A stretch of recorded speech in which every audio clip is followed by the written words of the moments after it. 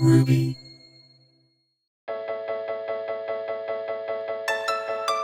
everyone, welcome to Beyond the Script, a podcast from iHeartRadio and CVS, where we answer your real health questions with help from CVS pharmacists who hear them every day. I'm your host, Dr. Jake Goodman, a board-certified psychiatrist and health educator, and today we're talking about gut health, a topic that's exploded in popularity because your digestive system affects everything from immunity to energy to mood. With so many products and trends out there, it's important to understand what's actually meaningful and what your body may be signaling. Helping us make sense of all of it is Victoria Mottola, a CVS pharmacist and district leader from Miami. Let's dive in. Victoria, welcome to Beyond the Script. Thank you, Jake. Thank you for having me here today. Absolutely. And before we dive in, between your life at home and what you see every day at the pharmacy, has becoming a parent changed the way that you think about health? Yes, absolutely. And my husband and I talk about this often, how becoming a parent really has reinvigorated and energized us into becoming just healthier versions of ourselves. So we look about, what are we eating, right? Like, what are we eating? What do we fuel our bodies with? Are we making the right decisions now in our 30s that are going to set us up to be healthy adults in our 50s and 60s when our son at that point is 20? So we think about that a lot now. Yeah, I resonate and I relate. I have a baby at home and we're having those same conversations and we're thinking like the same thing, 10, 20, 30 years down the line. Exactly. How old's the baby? 4 months. What about you? Okay. So he actually turns a year in 2 weeks. Okay, super cool. We're in a similar stage of life. You're a little bit ahead of me. And so 1 year birthday coming up. What is the name of your son? So his name is Leo. It's not. It's not. It it's is. not What's the name of your son? Is it Leo? Yes. No way. I haven't heard another Leo. So this is really exciting for me. I named him Leo because I was born in August and my horoscope is Leo. We could go way back, but that's really funny. That's really interesting. That is incredible. I thought you were pranking me. No, that's so funny. Okay, we have 2 awesome Leos, 2 baby Leos in this house. It's a great name. Wow. So before we get into specifics, what's one of the gut health questions that you find yourself answering most often at the pharmacy counter? So a lot of what we see as pharmacists in the pharmacy counter is, what kind of probiotic do you recommend? There's a lot. You go on the shelf and you're going to see, especially if you walk into a CVS, we have a lot of options. So you're going to see 30, 40 vitamins in a row, and a lot of our patients probably get overwhelmed with all the choices. So what benefits me, what benefits my child, and a lot of symptomatic help. So I'm having a lot of bloating, or I recently traveled and I'm having diarrhea. Like, what can I do to help any of these things? Perfect. Okay, we will get into all of that, especially probiotics. A lot of people have questions about that. And just to get to know each other a little bit more, can you paint a picture of where you live and work and your neighborhood and community? Absolutely. So I live in Miami, Florida. So right now I oversee 18 pharmacy CVS locations, and I travel to a lot of those pharmacies to help with, different innovations in the pharmacy. We see a lot of different patients, older patients, younger patients. So a different array of patients that were coming in with questions. And that's a bit about, in the last couple of years, what my day-to-day has looked like. Very cool. Fun fact, I lived in Miami. I trained for residency in Miami. So I lived there for 4 years, and I remember the humidity, the heat, the rain, but it's a beautiful place. So Victoria, let's talk about gut health, and we'll get to all of those questions that the CVS pharmacists get asked the most. But first, into the main questions. When people hear gut health, what does it actually mean from a medical and pharmacy perspective? It's a good question because it's pretty broad. So gut health can include your small intestine, your large intestine, your stomach. So it houses a lot of what your immune system is. So when you think about energy levels, immunity, digestion, getting the proper nutrition, all of that is encompassed in the umbrella of gut health. And people hear this term all the time, gut microbiome. Can you explain what the gut microbiome is? Of course. And so the gut microbiome, I was about to say it's millions of microorganisms, but it's actually trillions. So when we hear microorganisms and viruses and bacterias, I think a lot of people say, oh, that's a bad thing or that's not a good thing. And in the sense of gut health, it's a great thing. So what we want and what we want to see in a healthy gut is trillions and trillions of different microorganisms, because it's like little soldiers that your body has, and they help with an array of different things. So like I mentioned, 70% of the immune system is in the gut. So a gut microbiome in short term is just a ton of microorganisms in your body that help your body do a lot of very important things. Incredible. And so a CVS pharmacist can play a practical frontline role in supporting gut health because so many gut concerns are treated with over-the-counter products, and people walk into CVS pharmacies and order these products. So I want to talk through some of those questions that you get asked a lot by patients when they come up to the counter. Let's start with some of the common concerns that people have about their gut health. What sort of problems are people talking to you the most about? So a lot of the time somebody will come and they'll have, a pain in their shoulder or something along those lines, and they're asking to use Advil, and they've been using it long term. So that, I would counsel and tell the patient, if you use an NSAID, so such as Advil, Aleve, long term, that could also cause some issues in the gut. So it can cause basically like a depletion of something called prostaglandin, and that will cause so you don't have a really great mucus lining anymore on your gut. So what that causes is a lot of like stomach pains. So I have a personal anecdote. My mom actually had a lot of this issue. So when I was growing up, before I was a pharmacist and knew anything that had to do with the gut, she always had a little bit of a back problem. So she took a ton of NSAIDs, a ton of ibuprofen, and my mom always had a stomach ache. Like, no matter what it was, no matter what she ate, no matter what time of the day, she always had a stomach ache.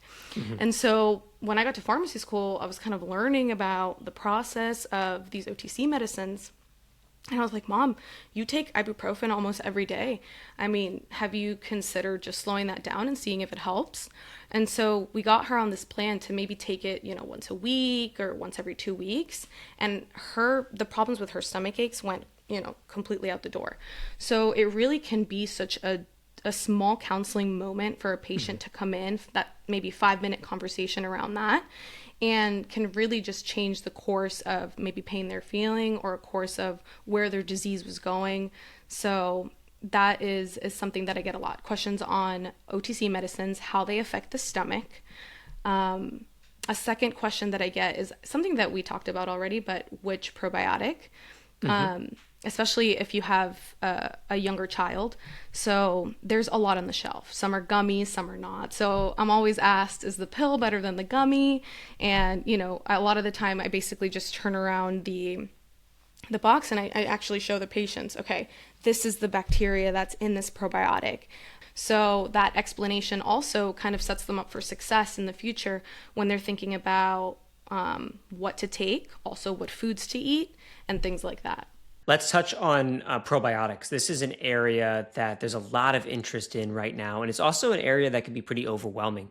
There's probiotics, there's prebiotics. Sometimes when you look at the back of a probiotic package, it's hard to read what we're actually ingesting and what it's doing. It can be overwhelming. I'm a physician, and I'm saying it's overwhelming. So I'd love some clarity and kind of diving in here on your end.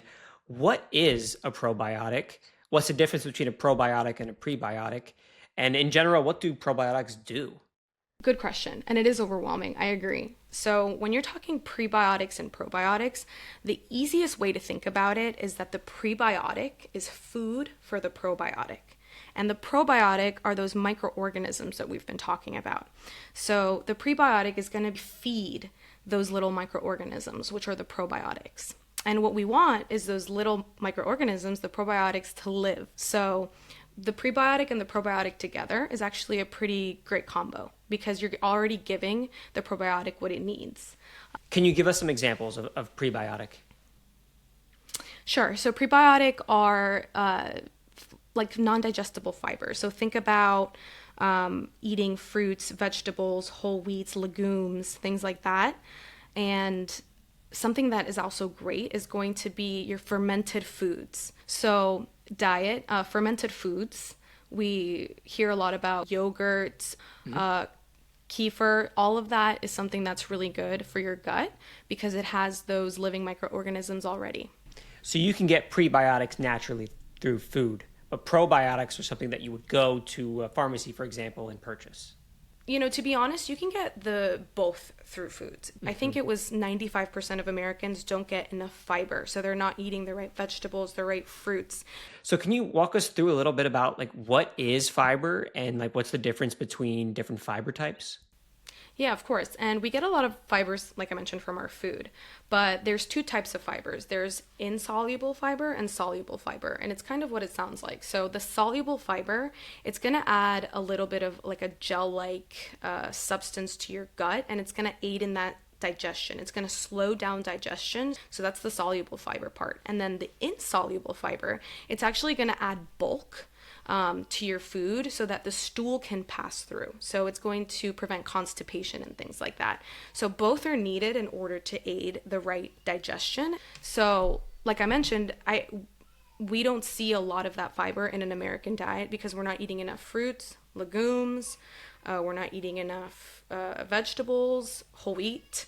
So there's really good supplements. I mean, there's one at CVS called Benefiber that can be bought over the counter, and it's basically like a powder you add to your food. It doesn't taste like anything, but it adds some of that really great fiber into your diet if you're not getting it enough from foods. Got it. Okay, thank you for that. Let's talk about GERD, gastroesophageal reflux disease. What is GERD, and what medications can you direct people towards to help with GERD? So GERD is basically your acid in your stomach coming back up through your esophagus, and it just gives that really icky, just burning sensation. So we see a lot of acid reflux happening, and we get that question a lot actually in the pharmacy of what should I take for my acid reflux. There's short-term and long-term antacids. So those are the questions that we get a lot that actually involve GERD and acid reflux. And can you go over short-term versus long-term antacids and why would one use short-term versus long-term? Yeah, absolutely. So we have basically the household name that I think about a lot for short-term is Tums. So Tums, they're actually pretty effective. So my husband and I joke a lot now that we have Tums in our counter all the time because if we eat something wrong, then we'll need a Tum. But it's basically works really quickly. So it neutralizes the acid the minute that you take it, and it works really good for short term. So again, like I mentioned, if you just ate something out of the norm, or you ate at an interesting restaurant and you found that it just didn't sit well, Tums is probably a good choice. There's also the long term, which are the H2 agonists, which you hear a lot, like Pepcid, famotidine. Those are the ones that you'll see over the counter, and they take a little longer to work, probably more so an hour, but they work for a longer time. Lansoprazole, pantoprazole, so you see those over the counter as well. And those take a couple days actually to work because they have the body, basically they inhibit from making it too much acid. But all of it should be monitored for long-term use because there are some concerns with long-term use of antacids. I want to touch base on probiotics again. This is a topic that even as a psychiatrist I'm being asked about a lot right now because there's so much emphasis on the gut-brain connection. And, we both have kids. I actually just got back from a pediatrician appointment last week where my son is having a little bit of a rash, and the pediatrician actually recommended a probiotic. The first thing I thought of is, are probiotics safe for kids to use? I'm actually reading a book called Healthy Kids, Happy Kids, and it talks a lot about the gut and its connection to the first 1,000 days of a child living and just building that gut. There's been a lot of studies lately that really link the eczema and allergy outbreaks in children to the gut. So in regards to safety, there's a lot of probiotics out there that have been tested over time. The Floristore probiotic is a yeast as opposed to a bacteria. So, which again, we have viruses, yeasts, and bacteria that live in our stomach. So because it is a yeast. If a child has to take an antibiotic, it won't die off. That's interesting because you mentioned virus, yeast, and bacteria contributing to our gut microbiome. But when I think of gut microbiome, the first thing I think of is bacteria, and I definitely don't jump to thinking about yeast and viruses. So that's a new thing for me to learn. Yeah, super varied. It's like I said, it's just such a different. It's a crazy world in the gut. There's so much living in our guts, and what we want to do is basically preserve all of it. So a lot of people experience issues when going to the bathroom. How common is the need for something like a laxative or an anti-diarrheal medication? And what advice do you offer people? So we get this question a lot, and I would say every patient is specific. We have to ask background questions. So one size does not fit all. If a patient is having chronic diarrhea or chronic constipation, that's not something that they should live with. It's not really normal for a patient to have that all the time. So I would ask the questions of, have you recently traveled? Have you recently changed your diet? Are you trying a new diet? Sometimes there's a lot of fad diets where you cut out a lot of food. So has anything changed? Have you taken an antibiotic recently? So I try to ask all those questions so that we can get a better background onto what's going on, because that background is going to tell me whether it's something that a laxative is something I could recommend just because maybe they need to use it one time, or do they just need to add that benefiber into their diet to get a little bit more fiber, or just try different foods? Or is it something that could be more concerning? I like to even ask the question of, what do your stools look like? And a lot of the time I get a look of like, why do you want to know what my stools look like? But it really paints a picture of, okay, could there be a bleed? I mean, if it's like a dark color, or how regular are you? How often are you going? All of those questions are really important to ask in the background. What is traveler's diarrhea? And what products have you seen that can help people who experience it?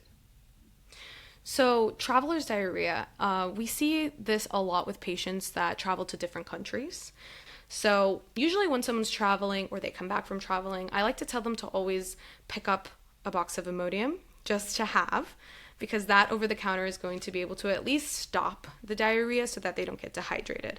And again, it's for a short period of time. So I do recommend them taking that and then starting with maybe like an oral rehydration solution like Pedialyte, making sure that they're not getting, dehydrated, like I mentioned. So what about interactions between gut health products and other meds? Because most people that come into the pharmacy, they're taking some sort of other medication. Is that a consideration for you as a pharmacist? Yes, I mean, we could be taking something like fiber or a psyllium husk to help with constipation, and we always look to see if it interacts with the medication that they're taking so that the medication doesn't work as well. Because let's say that you're taking something that stops absorption, then maybe at the same time you taking a prescription medication, then you're not going to be getting the benefits of that prescription medication. So again, it's very patient specific. And this is again why pharmacists are really positioned in a good place, because when you see a patient's profile, at a pharmacy, at a CVS pharmacy, you get to see all the medications they're taking from all different providers. So it's kind of like that glue point where you can see, okay, they take this from this doctor, plus whatever they're just asking me about over the counter. So all of that together, you can kind of make an informed decision in counseling for the patient of when to take what, and if it's going to affect the absorption of some medications. Let's talk about ways to improve gut health that have nothing to do with medication. What are some things that people can do to improve their gut health? So like I mentioned, the gut health houses a lot of that second brain. So stress management is really big. I don't know if this happens to everybody. I think it does, but like when you get nervous or you have like a big presentation or something's coming up, a lot of the time you get like that weird feeling in your stomach or an empty stomach. So stress really does affect the gut. Lifestyle and stress management is one really big one to affect the gut. And then we've touched a lot on this, but nutrition is just probably the biggest one. I mean, really thinking about what am I eating and how what I'm eating is affecting my gut and like what good am I getting out of it. So really making sure that your plates have vegetables, they have fruits, like, I always talk about eating like the rainbow. So you're plate shouldn't look like a bunch of browns, like brown sauce and just fries, but it should look like a ton of different colors. And that's how you know that you're probably getting the right foods with the right fiber. It's funny when you mentioned feeling like before big presentations or events, having a little bit of GI distress due to kind of feeling nervous. I relate, and my wife and I actually have a term called PGP, which is a pre-game poop. Which is before we play soccer. We're on the same soccer team. Before we have a soccer game, we both get PGPs. Maybe a little bit TMI, too much information. Ari, if you're listening to this, I'm sorry, but I can totally resonate and relate, and I'm sure other people can too. Absolutely, it's more common than you think, and in the pharmacy we get a lot of questions about that. So I want more people to feel more comfortable talking about their poop. Okay, we should be talking about it. I agree. Speaking of poop and embarrassment, it is a topic that people get embarrassed by. It's something that a lot of people don't want to talk about. So what do you say to someone who is putting off talking to you about gut health or poop? So I try to make him as comfortable as possible. And a lot of the time you'll see that someone wants to say something to you at the consultation and they're embarrassed to say, well, I have diarrhea, or I've gone to the bathroom 5 times today. And, I start by making them comfortable by letting them know this happens to a lot of people. Maybe I'll say it happened to me. I traveled to this country and I got, diarrhea for 4 days. And then I think the more we talk about it, the more comfortable individuals will get on sharing. I agree. We need to be talking about poop more. Yes. Which symptoms do people ignore or maybe like put up with that, in your opinion, they really shouldn't ignore? A lot of what I see is just like chronic bloating, chronic stomach aches. Like I get a stomach ache every time that I eat. And it just becomes like a lifestyle where, oh yeah, every time I have a stomach ache every day. Or I'm constantly feeling like gassy. And all of those things are not something that generally, if you have a healthy gut, you should be living with. So that's when we deep dive. We deep dive into your medication. We deep dive into your OTC medication. And then at that point, we can probably identify something that we can change. But we start off small. Okay, what's the one thing, maybe something that you're taking that you shouldn't, that hurts your stomach, or maybe you're drinking too much caffeine. Something that we can change where the patient will start to see something change in their day-to-day, and they'll come back and they'll say, okay, that actually works. So what else can we do? When people come into CVS, there's obviously options to speak to a pharmacist. There's OTCs, over the counters. What other resources does CVS offer for information on gut health? So we have a really good website called The Wellness Zone, and it has a lot of great articles on there. It has articles regarding just general health, general nutrition, general mental health. So a lot of different things that you can click on in the Wellness Zone. Even if you Google just CVS Wellness Zone, it'll come up. We also have something that I love at CVS's, which is kind of like a gut microbiome test. So it's sort of like a stool sample that you send in, and it tells you just a general idea of what your gut looks like. I'm sure you've had so many different stories from patients coming up to you and talking to you about gut-related issues and sort of their gut health. Can you share a story of when you helped someone navigate a gut-related issue? Sure. I actually remember having a patient that came in. They were an elderly patient, and they were recently prescribed a medication that was a blood thinner after a stroke. So I remember 2 days later, this patient came in and, she was like, I'm having a lot of like upper GI pain and it's not going away. And I asked the question about poop. I said, what does your poop look like? And at that point she mentioned that it was really, really dark, like black. So at that point to me that, put off a light bulb in my head where I told her, okay, you probably need to go to the emergency room now. It would be better if you got that checked out because I know that a blood thinner could cause a GI bleed and that could get really serious really quick. So, that patient came back, thanked me later. She said I did go and there was an issue, but they caught it early on. And, to me, that's probably like my favorite moments in pharmacy when they ask like a simple question and you give what you think is just like a small piece of advice and it really changes the course of what could have happened to that patient. So that was one where I asked about poop and it went well.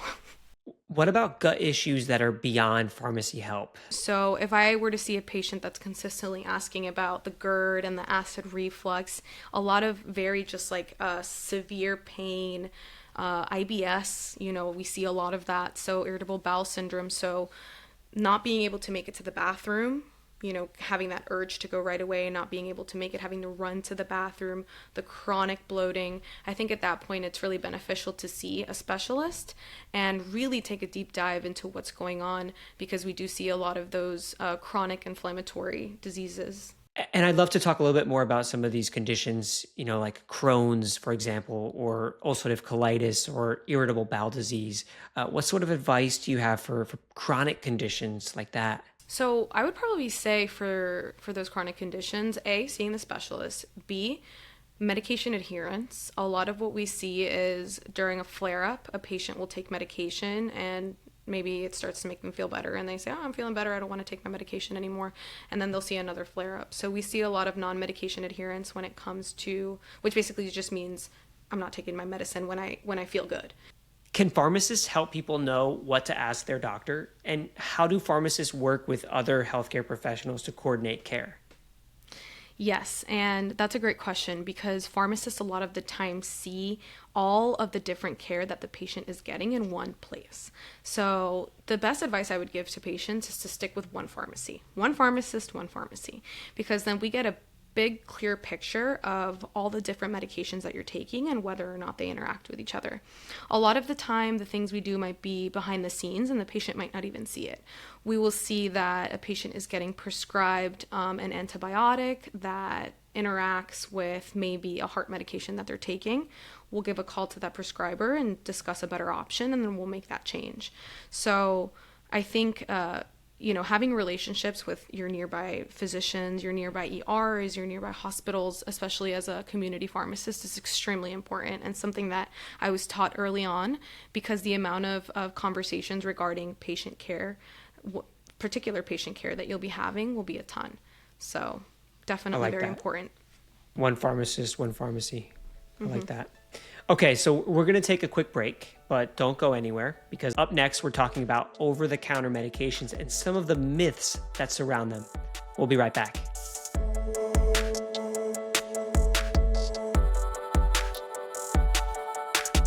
Welcome back to Beyond the Script. I'm Dr. Jake Goodman, and I'm here with CVS pharmacist Victoria Mottola from Miami, Florida. Victoria, on every episode of Beyond the Script, we have a look at some of the myths that exist in the wellness space, and we ask our pharmacists to break down if there's any truth in them. It's time for myth versus medicine. Today, it's all about over-the-counter medications. Are you ready? I'm ready. All right. Question number 1. If a medication is sold over the counter, that means it's completely safe for everyone. Myth or medicine? I'm going to say myth with this one, because it's only safe on the amount that you take it. Everything in moderation. So the dosing is really, really important. So it's always best to consult with your pharmacist how much of it you can take. An example being Tylenol. You can take too much Tylenol. You could take too much Advil. So I'm going to say the amount is where that caveat is. Got it. Taking more than the recommended dose can make an over-the-counter drug work faster or better. Myth or medicine? Myth.